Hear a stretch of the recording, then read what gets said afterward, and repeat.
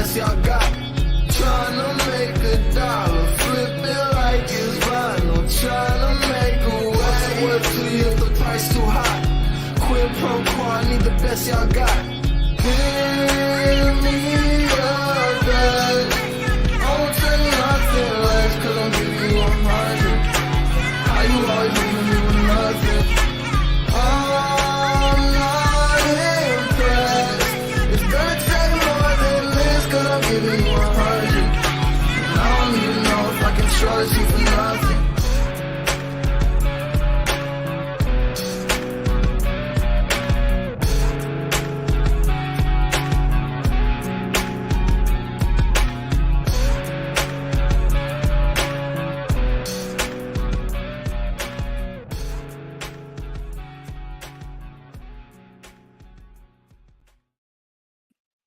Well, all right. Good morning, man. What a great day, the 18th day of January, 2023. Welcome to Wednesday. I know this is a little bit out of the norm. We typically don't do calls on Wednesday mornings before our Madison meetings, just because I only have so many bullets in a day. And I want to make sure that I've got some bullets left for folks who get up a little bit later and want to come to the meeting. But again, like my message said this morning, I was a little bit of a, hey, Michelle, is Violet up yet?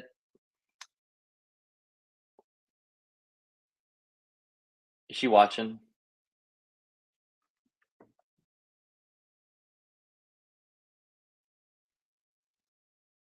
Okay. So yesterday I was kind of a bitch, and I'm just being honest with y'all. That's just me. I got back to Georgia. Gosh, it was driven to Greensboro, and then got back to Hartwell and got in the bed probably around 2ish, and just didn't have the cojones to wake up at 5 o'clock. So that's my bad yesterday, y'all. So I was just being kind of a whiny baby. But let's get rocking. So I apologize. So we're gonna step out and do a Wednesday morning call here. But good morning, Vanessa. Good morning, Michelle. Good morning. We have a new viewer this morning. Everybody say hello to Jessica Stevenson. Everybody just wave at her. Obviously she can't see you waving, but you can wave in your spirit and she'll wave back at you. I think some of you met them. Right, Jessica, were you there as well with Adam 2 weeks ago? The last Madison meeting. I don't know if you were there or not, but everybody wave. Everybody wave and say hello, and wish her a good morning. Vanessa said, "I love that girl. She's awesome." So, good morning, Jessica. Good morning, Teal. Good morning, Carrie. Uh, good morning. Gosh, you guys are fired up as I am. That's pretty good. Hang on. My Christy just woke up and she's telling me to pause a second. So hang on. I shall return.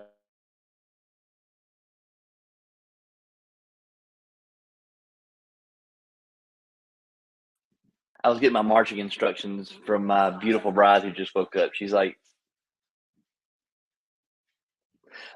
so Jessica and is going to be the meeting today in Madison. So that's super, super cool. So let's go ahead and get started. Good morning, Carrie. Who else is on here? Teal, Michelle. Gosh dog it, let's go. My name's Aaron Dwyer, and my wife Christy and I own Exit Realty Lake Country. Those of you that are on here know that. Those of you who may watch this later in the day may not know that, but we get up every single morning, have a call with our agents, 5:30 Central, 6:30 Eastern.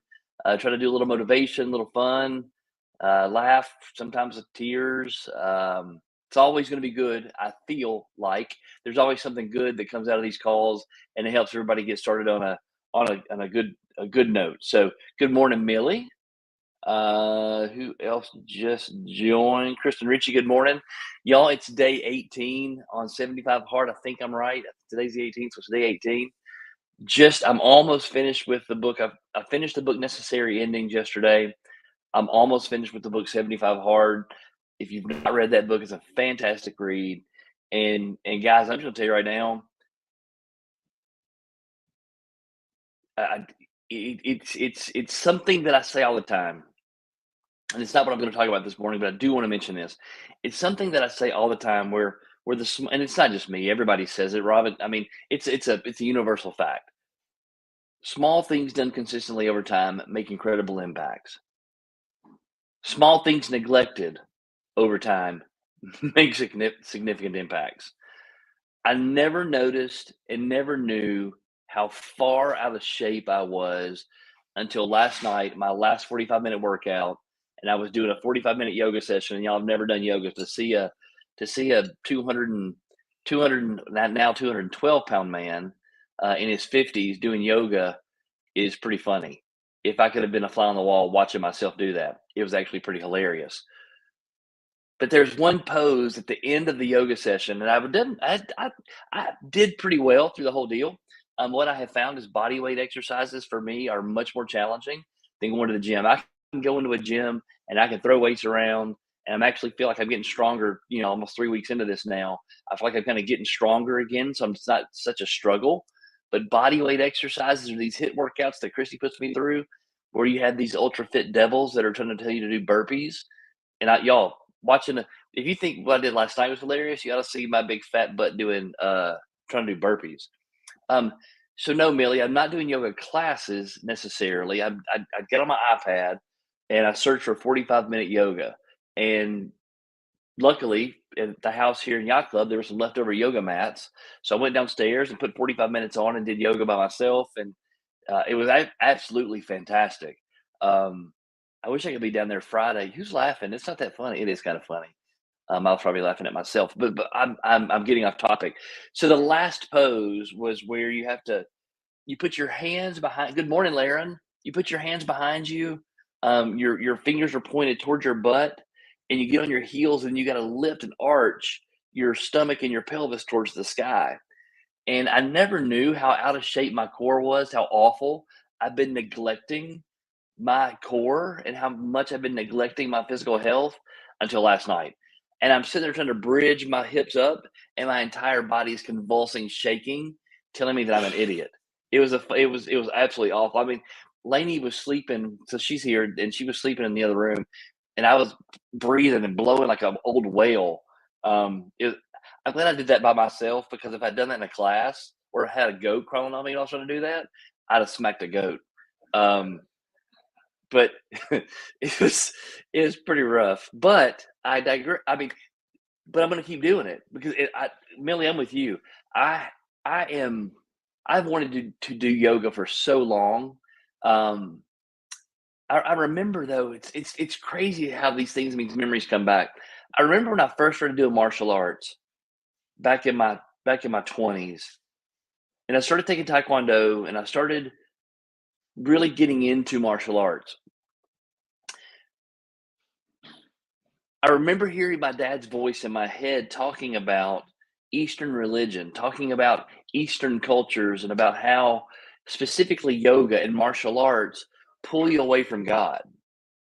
And that thinking in those ways, and getting so far into the Eastern culture and the meditation, and all the things that martial arts requires, and all the things that yoga requires, pulls you further away from God. I remember that he said that to me when I was young, man, when I was probably 10, 11, 12 years old, maybe 9. I mean, I don't remember specifically when, but I do remember when I got into martial arts and really started to progress through martial arts, and started getting into chi, and getting into the breathing, and getting into how to deliver more power in your punches and your kicks through how you breathe, and how you control your core, and how you control your centers. And that balance and that center was what really derives, that's where the power evolves around. And last night in yoga, when I was sitting there doing the yoga, and that's what the guy was talking about. He said, yoga is about breathing into the pain, breathing into the stretch, breathing into all those things. And it was like, yeah, that's really cool. I mean, that's super, super neat that's exactly what it is, that it's finding your center, finding your core, finding who you are, and then building yourself around that core and around who you are. And it's the same thing we talk about all the time. But I remember, and so then when I got upstairs, I laid in the bed, I'm just like, good gosh. I mean, who knew stretching could be so hard? But I've always wanted to do yoga because I knew yoga was something that, because I love playing golf, right? And when you get older, you don't turn as well, and things start to hurt. And I've been going to the chiropractor, been doing a lot of things to help myself feel better. But I'm loving yoga, Millie. I'm telling you, I'm loving it. So, y'all, I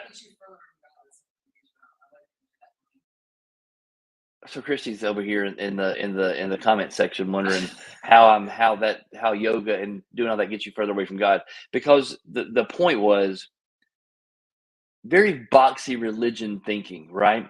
That anything different than what's taught in the church, because it's different, it's bad. And I'm just letting you know that they both go the same directions, and that older in life, now that I'm here, I recognize that my walk with God includes all the things I learned in the Southern Baptist religion. It includes all the stories and all those things, but it also includes who I was created to be, because I was created in God's image. I was created to be connected to a higher source. I was created to be the highest best version of me, right? And so me doing Eastern things, those people are connected to God as well. God didn't just create, white middle-aged folks to be Southern Baptist. He created everybody. And he created those folks in the Eastern cultures, and they connect to God differently than we connect to God here. But it's all the same connection. It's all the same direction, and it's all the same focus. So my I didn't yeah, I didn't agree with that at all. I but I didn't know any better when I was 9 or 10. I thought it was silly when I was 20 doing martial arts, and now that I'm 50, I recognize that we're all part of this whole big same thing, and that we're all part and parcel and connected and attached to the same creator, and all part of the universal power that creates life in all of us and love in all of us, and they were able to express that through all kinds of different mediums. So sorry about not landing the plane. Speaking of somebody who never lands a plane, um, but I want to talk about. I don't want to take up a lot of time this morning. Again, I don't want to shoot all my bullets before the Madison meetings. I'm not really even sure what I'm going to talk about Madison this morning, or what we're going to talk about yet, because my beautiful bride just woke up. But I did hear something on one of my walks the other morning, and it was a Tony Robbins thing, and he was talking about the difference between talking about motivation. All of us sometimes feel motivated. All of us sometimes are motivating other people. Sometimes we have to motivate ourselves. Sometimes we have to find ways to push past things we may not necessarily want to do. So let me kind of talk through some of this with you. We're going to do a training tomorrow about for sale by owners. And when I mention for sale by owners in the real estate business, a lot of you cringe. A lot of you have a little, when I start talking about, okay, if I said to you right now, today at the Madison meeting, we're going to have a phone in the middle of the room, and we're all going to take turns calling for sale by owners. And you're going to call for sale by owner in front of everybody. Do you know how many people would be at the Madison meeting? Me and Christy. Because all of you would find excuses to not be at the Madison meeting, because when I say to you, you're going to call it for sale by owner, you have that little cringe in your belly, that little, hey Coop, that little churning in your spirit, that little churning in your stomach, where you really don't want to call for sale by owners. And because you don't want to call for sale by owners, you're going to figure out every other reason you can to not go call for sale by owners, especially in front of other people. That's just ridiculous. So then your motivation starts to change. Your motivation starts to take another turn. Your motivation takes a left. Instead of taking a right to go to Madison, it takes a left to go to Milledgeville. And you're like, I'm not going up there and get in front of all those people and make a fool of myself. Plus, I don't even like for sale by owners, yada, yada, yada. Right? Motivation. Push motivation or pull motivation.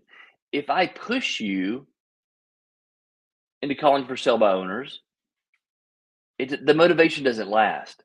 The motivation doesn't click. The motivation doesn't stay. You don't stay in that spot. Some of us go to convention. Some of us go to rally. Some of us go to different things. We'll go to Coach Burt. You'll come to the Madison meeting. You will hear these calls in the morning, and you get an energy boost. You get a reinvigoration of your personal motivation, but that is a push motivation. You're using an outside force to push you towards a goal. Does that make sense? So that motivation requires somebody else to give you something, to impress on you something, to try to get to convince you of something to make you go to another spot. That's push motivation. If I look at 75 hard, and a lot of us are doing this 75 hard program, and I'm on day 18. A lot of you on day 18, whoop, whoop, welcome to day 18. Those of you on day 16, day 15, day 14, whoop, whoop, congratulations. Those of you who had to go back to day 1, congratulations. Good job being a badass and being accountable to yourself. Okay, good job. But when you look at the beginning of 75 hard, there's push motivation, right? There is, I need to lose some weight. I need to have a fitness program. I need to drink water. I want to challenge myself. There's all this push motivation. I remember doing it last year. That's all I had was push motivation. And I had an outside force trying to push me to do something, to go take an action. So I had something behind me, and that was me saying, I'm going to do this. I'm going to be this, or I'm going to be that. And I had these words of all of you trying to hold me accountable to 75 hard. I had the words in my head trying to hold me accountable to 75 hard, and I would quit. Okay. I get to 3 days and go back to 1. Get to 2 days, go back to 1. Get to 3 days, go back to 1. Fast forward 365 days, beginning of this year, we're doing 75 hard again. We're on day 18. And I was reading the book 75 Hard this morning, and here's how pull motivation works. Pull motivation is you have something out there that you're driving toward that you don't give two craps whether anybody else is on board or not. That you have a dream or desire or an outcome that's so big and so great that it doesn't matter who's around you or what's being said or the rocks that are being thrown or anything else, you're going to go get that. And that every single day you're going to do the small things because pull motivation is something is pulling you. Something that your dream and desire is so big. That outcome is so big. It is so beautiful. It is so magnificent that every single day you can't help and can't wait to get one step closer to it. I got chills right now thinking about this because I'm telling you, I might tear up. The feeling that I have on day 18 right now on 75 hard, and I don't know if it happened yesterday or if it happened 2 weeks ago when I was walking. It was super cold in Nashville, and I walked through those puddles. And did I have to walk through the puddle? No, I didn't have to walk through the puddle. I probably could have walked through the mud. I could have walked through the trails, through the grass. I could have done something else. But I walked through that freaking puddle, not for the sake of walking through the puddle, but I walked through the puddle for the sake of Aaron Dwyer looking at that puddle and going, "You're not going to stop me." And yeah, my socks are going to be wet. And yes, my feet are going to be cold. And yes, this is stupid to walk through a puddle, but I'm going to do it anyway. And yesterday morning, when I was out walking, it was pouring down rain. Pouring down rain. It was cold. And I'm out there walking. All I was doing was smiling. I wasn't complaining. I wasn't bitching. I wasn't moaning. I was just getting my 45. And y'all, I'm walking right now, and I'm fixing to start running next week. This is my last week to walk. But I'm walking like 14-minute miles. So I'm not out there just sauntering. It's not a saunter. I'm out actually trying to get after it and making myself breathe hard. But because there's such an incredible event at the end of this deal, I can't wait to see what I'm going to feel like in 75 days. I can't wait to see what I'm going to look like in 75 days. I can't wait to feel what I'm going to feel in 75 days. So every single morning I'm waking up with the intent, I'm getting this thing done. That's pull motivation. I've got something so big out there. I've got something so great out there. I've got something so beautiful out there that I'm going to become, that I'm going to be, not want to be, that I'm going to be. That every single day I wake up and it pulls me closer and it pulls me closer and it pulls me closer. And every single time I drink my water and every page I read in a book and every time I do my workout and every time I stay committed to my goals, it's pulling me, pulling me, pulling me. So I don't need anybody to wake up and tell me, go do your workout. I'm good. I got this. I don't need anybody to tell me, go drink your water. I'm good. I got this. I don't need you to tell me to go read my book. I'm good. I got this. The difference in pull and push motivation is pull motivation, you don't need any outside forces to tell you to go get something. because you've built something so big, because you've created something so magnificent.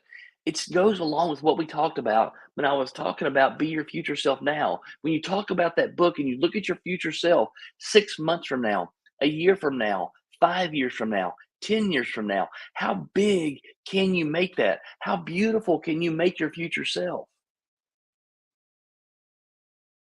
How big, how beautiful can you make that vacation a year from now?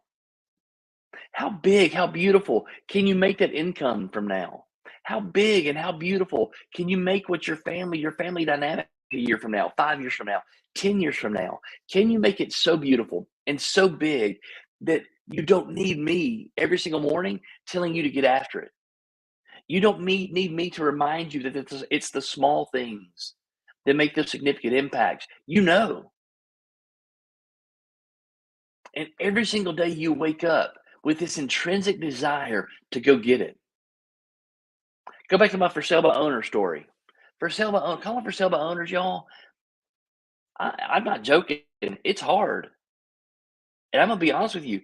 I've got two videos. I called two for sale by owners yesterday. I actually have two listing leads for calling for sale by owners yesterday, and I did it as an example. And I'm going to show up probably one of the videos tomorrow in the training. But just so you know, I've been doing real estate since 2006, and I've called a poop ton of for sale by owners. And yesterday afternoon, I was sitting in the Hartwell office in the training room, got everything set up, found a couple of for sale by owners I was going to call, and started being a you know what, and it rhymes with stitch. And I literally had to out loud say to myself, stop being a stitch. Stop. It's just a phone call. Nobody's going to eat you.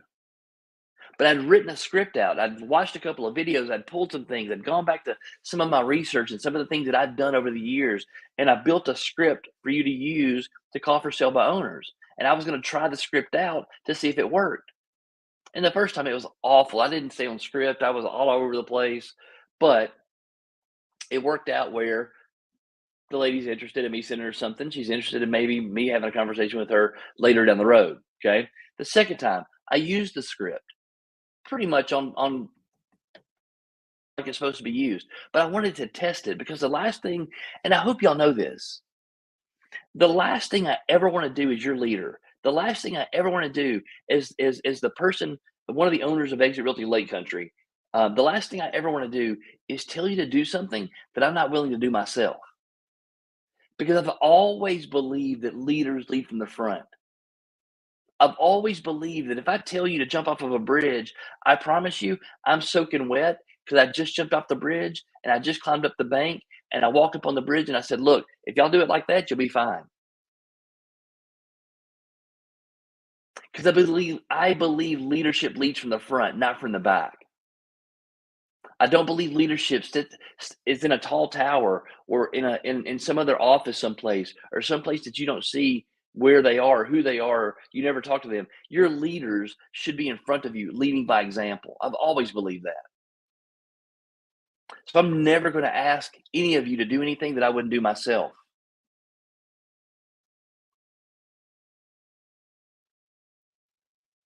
It was hard. Calling for sale owners wasn't easy.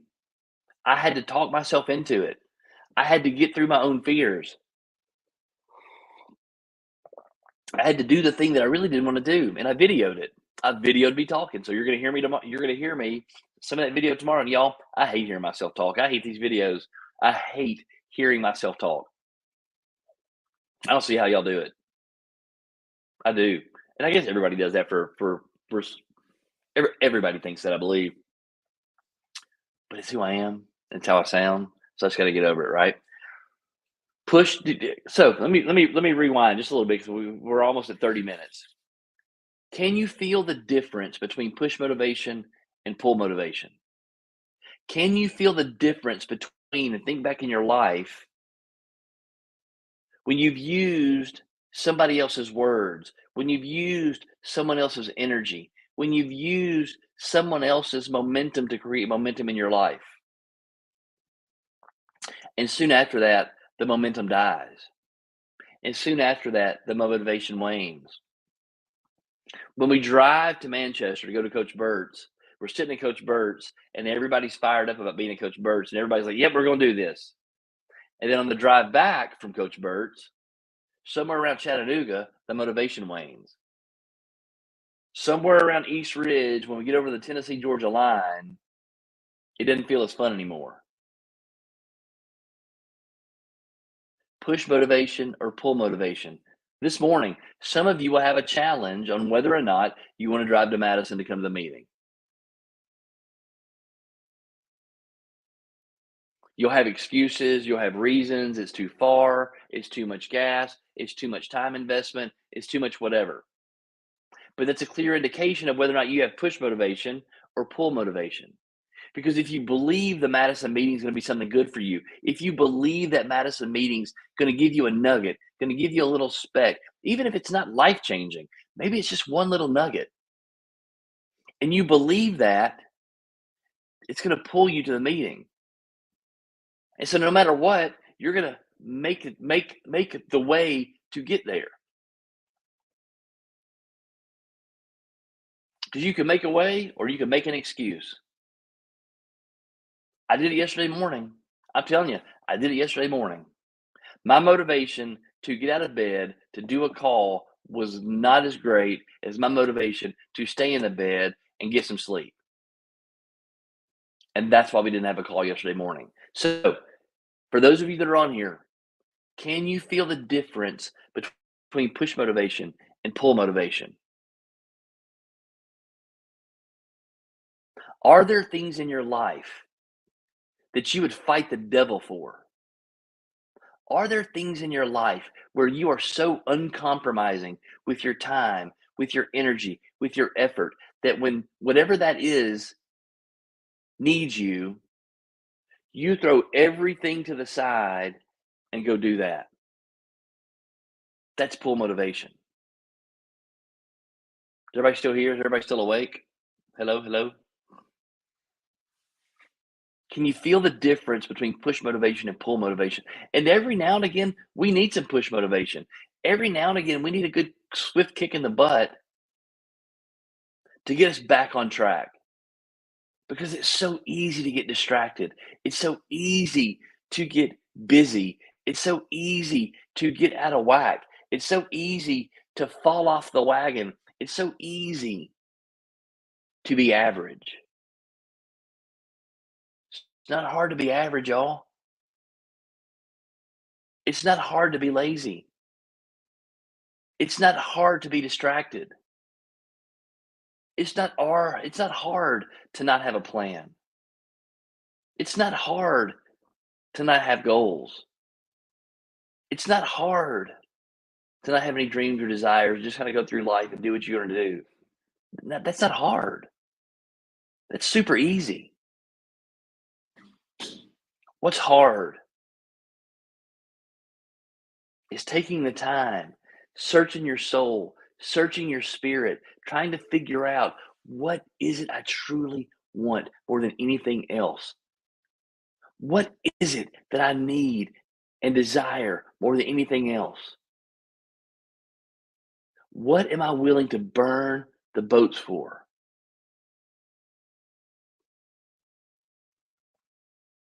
And when you find that thing that you're willing to set the boats on fire because you're taking the island, when you're willing to set everything on fire to go do that, that's pull motivation. Because that dream and that desire, the pull, the gravitational pull, the magnetism of that dream and desire yanks you out of bed every single morning. It opens up your eyes. It makes you grateful. It puts a spring in your step, and you say, "By George, today I'm getting closer. Today, nothing is going to stop me from doing this." Pull motivation gets you past all this little, but get you past this little voice in your head that tells you they're just going to tell you no. They're just going to hang up on you. It's a bad lead anyway. Boomtown's for suckers. You don't need this. All these little things up here that say there's no reason to drive to Madison. There's no reason to do that. You're just fine. There's no reason to go to church today. There's no reason to read a book today. You have other things to do. Oh my gosh, you should scroll Facebook right now. Have you seen TikTok lately? That's what this does. And this little voice over here will keep you spinning and keep you spinning and keep you spinning and keep you spinning, never focusing on anything that you should go do, always keeping you distracted, always keeping you in a state of sameness. And you guys know from the beginning of this year, I've been telling you, make this different. But until you do something different, it ain't going to be any different. Until you change who you are, nothing around you changes. Jim Rohn, I don't know if you guys have ever listened to Jim Rohn. I love to listen to Jim Rohn speak. I think Jim Rohn's dead now, but Jim Rohn is a wonderfully fantastic speaker, and you spell his last name Rohn, so it's Jim Rohn. He's got a really cool kind of twangy little voice. The way he inflects his voice inflections and the way that I just love it. And there's so much wisdom in what he talks about. But he always says,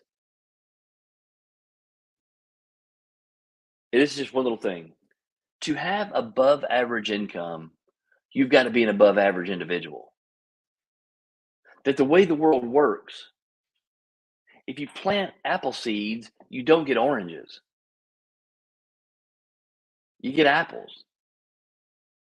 But if you plant apple seeds and don't do anything to tend to the seeds that you planted in the ground, you're not going to reap any apples.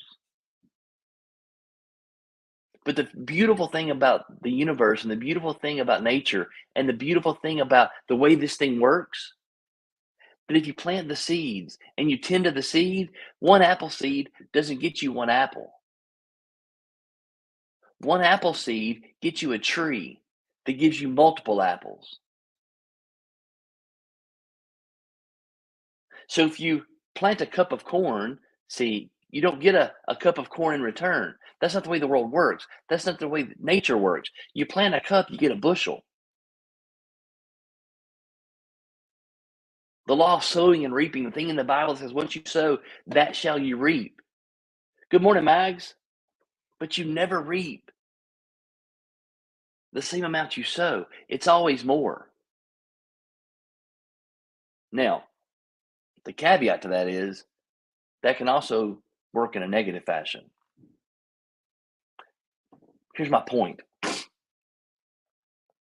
What you sow, you're going to reap.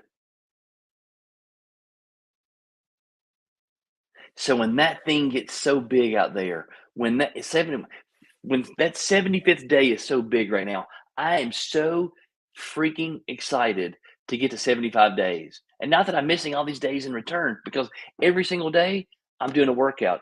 Every single day I'm drinking a gallon of water. Every single day I'm reading a book.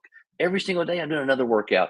Every single day I'm taking a picture. I'm doing small things. I'm taking steps. I'm lifting weights. I'm doing yoga. I'm stretching. I'm doing HIIT workouts. I'm drinking my water. I'm all these little things. I'm sowing these little bitty seeds.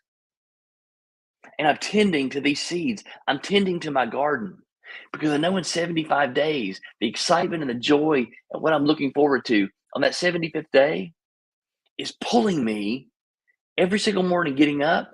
I know what I got to do. I know what I got to do. I know what I got to do. And now I'm making time. Now I'm eliminating the distractions. I'm eliminating all the noise. I understand what has to be done. And that's the difference. If every single day Christy had to wake up and say, Aaron, go work out. There would be days like yesterday where Christy said, Aaron, get out of the bed. And I went, no, I'm not getting out of bed. If every single day I had to use Christy to say, Aaron, go work out, there would be days where I would tell her no. There would be days I tell her no.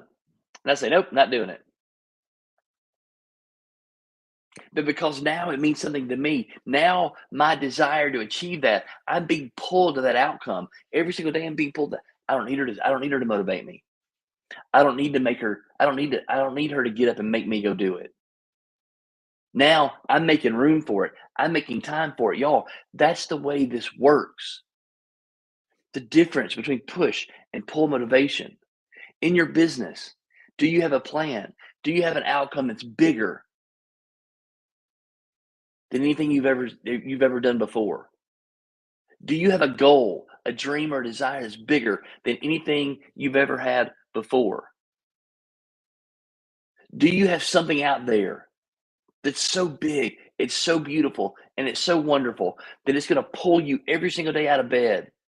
That it's going to when you get up in the morning, you're going to turn your computer on and you're going to turn on Boomtown. You're gonna do your time block. You're gonna call these people. You're gonna prospect 2 hours a day. You're gonna knock on those doors. You're gonna go endure the no's to get to the yeses. You're gonna get past your fear of failure because your desire for accomplishment is bigger than your fear for failure. Your fear of failure.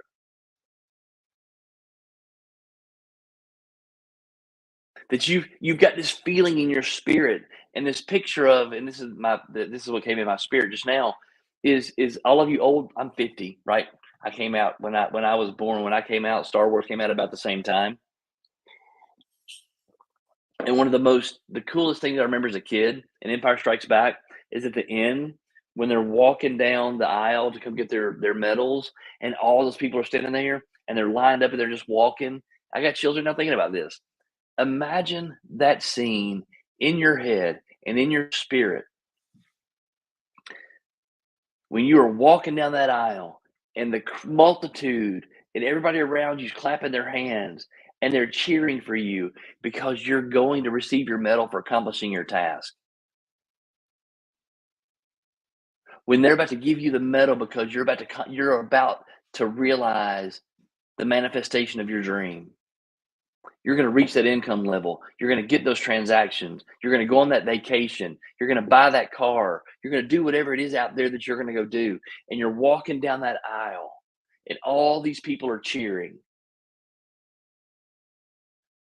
And you're walking with your head up and you're smiling and about to achieve greatness and about to receive the accolade. That intrinsic thing inside your body, that intrinsic thing inside your spirit, that intrinsic thing inside your mind when you stand there and you duck your head and that accomplishment's placed around your neck. Woo! Lord, that's hit me this morning. I'm telling you, you guys make that picture big enough and bright enough and good enough, and there is not a it can't be early enough in the morning to get up. You can't wake me up too early. You make that big enough and you can't stop me. There's not a distance I won't drive. There's not a situation I'm gonna put myself in to go make it happen. You don't need me to motivate you. Heck, I can't motivate you more than you motivate yourself. All right, I gotta go. I've got to go do some dad duties. Let's get it, Millie. Let's get it. I'm telling y'all right now, work on that thing out there that's so big, that's so wonderful, that's so dynamic, that's so incredible, that's so life changing, that's so transformative for who you are. That at the end of this deal, you won't be the same anymore.